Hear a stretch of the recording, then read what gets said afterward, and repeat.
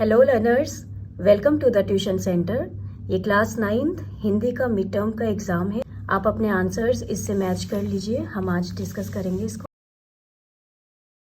पहला क्वेश्चन गद्यांश के ऊपर आया है। प्रेमचंद के ऊपर गद्यांश था, तो इसमें गद्यांश के अनुसार हिंदी संसार में प्रेमचंद किस नाम से प्रसिद्ध थे?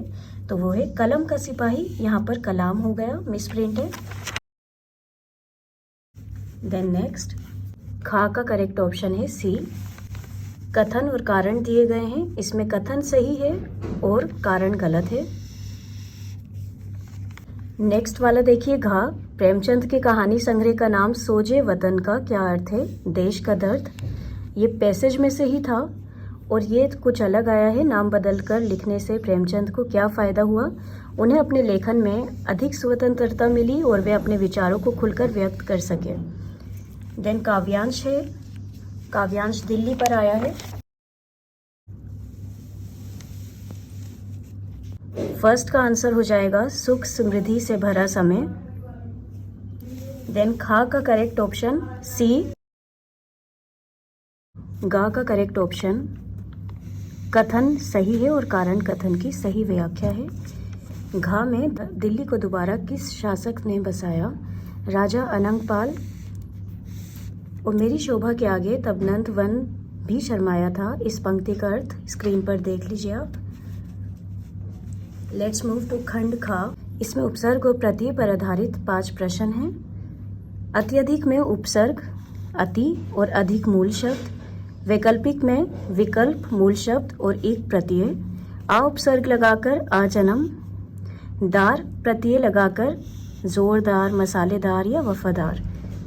किसी शब्द के अंत में लगकर अर्थ बताने वाले प्रत्यय होते हैं। समास से रिलेटेड 5 क्वेश्चंस हैं। राजदूत का समास विग्रह राजा का दूत और तत्पुरुष समास।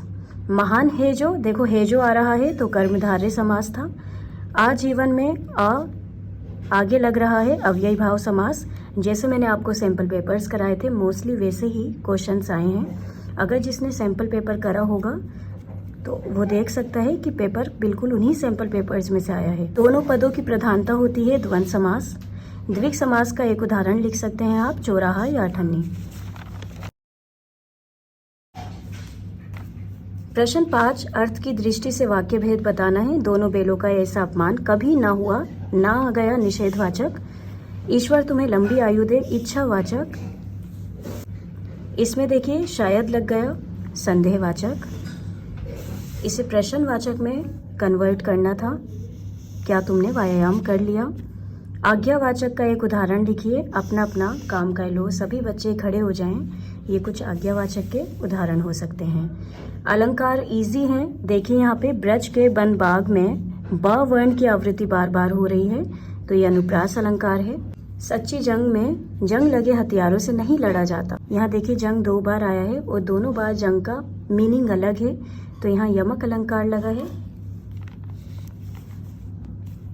पानी गए न उबरे मोती मानुष चून श्लेष अलंकार है। यमक अलंकार का एक उदाहरण काली घटा का घमंड घटा। किसी वाक्य में कोई शब्द 2 या 2 से अधिक बार आए और हर बार उस शब्द का अर्थ भिन्न हो, वो यमक अलंकार। जैसे हमने अभी यहाँ देखा जंग और जंग। यहाँ पे जंग मतलब वॉर और जंग मतलब यहाँ पे रस्ट हो गया, जंग लगा हुआ। नेक्स्ट खंड का गद्यांश है ये, 2 बेलों की कथा का। इसमें अपमान कौन कर रहा है? गया अपमान कर रहा है। फूल की छड़ी से भी ना छूता था, मतलब कभी कोई कष्ट न देना। इसका गा का करेक्ट ऑप्शन सी। घा का करेक्ट ऑप्शन गले में घंटियां बंधी होने की वजह से। गया का व्यवहार दोनों बेलों के प्रति क्रूर था। अब ये देखिए,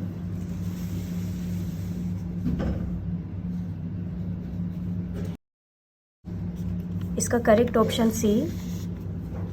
खा का करेक्ट ऑप्शन डी। गा का करेक्ट ऑप्शन ए। घा का correct option C.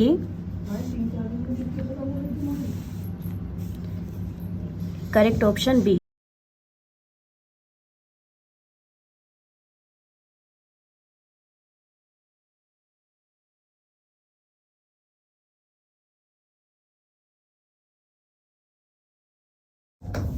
That's it for today. Thanks for watching guys. If you like the video, please like and subscribe my channel. Thank you so much.